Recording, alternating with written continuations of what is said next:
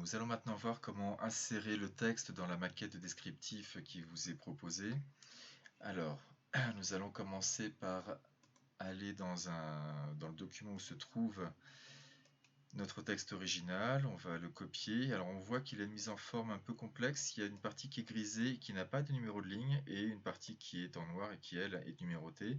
La partie en noir, c'est bien évidemment la partie qui sera l'objet de l'étude détaillée et donc de l'explication linéaire. Donc j'ai copié l'ensemble de mon document. Bon, vous pouvez passer par le clic droit et faire copier ou simplement le raccourci CTRL-C. Et j'arrive dans la maquette de descriptif.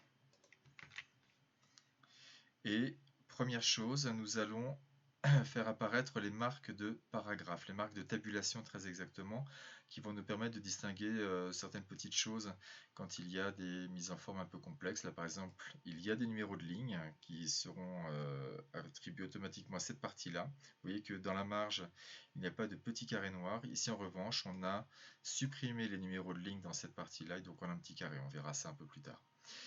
Deuxième chose, donc je vais le redire, si vous n'aviez pas ce panneau de navigation sur le côté qui est très pratique pour naviguer dans le document, vous appuyez sur CTRL F si votre programme de Word est en français ou CTRL B si votre programme est en espagnol. Vous appuyez sur titre et vous allez voir donc le plan du document.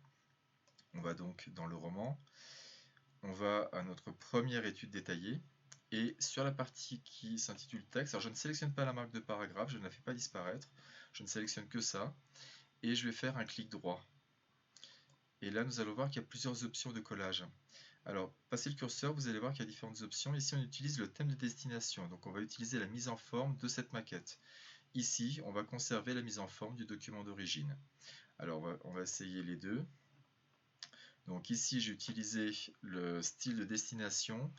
C'est un des styles pour la prose avec un alignement justifié, etc.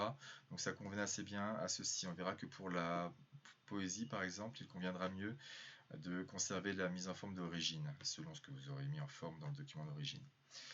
Et on voit ici que la partie grisée est conservée, elle n'est toujours pas numérotée au niveau des lignes, etc. Donc on a quelque chose qui fonctionne plutôt bien. Alors, nous allons maintenant voir comment insérer de la poésie. Alors j'utilise un autre document.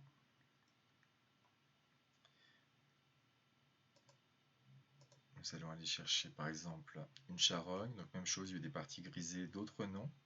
Alors là en revanche, la numérotation a été conservée sur l'ensemble du document. Je copie l'intégralité. Je vais dans la maquette du descriptif. Alors je vais aller chercher la poésie. Et je vais aller chercher ma deuxième étude détaillée. Et je me place ici. Alors là véritablement je vais conserver la mise en forme d'origine du document d'origine, document source, pour la simple et bonne raison que comme vous le voyez, je l'avais déjà un peu travaillé quand j'ai donné à mes élèves, il y a un espace entre les strophes, il y a un retrait sur les vers plus courts, etc. Donc je reviens à mon descriptif et là je fais un clic droit et je fais conserver la mise en forme source. Et là on voit que mon document est inséré véritablement tel qu'il était dans le document d'origine.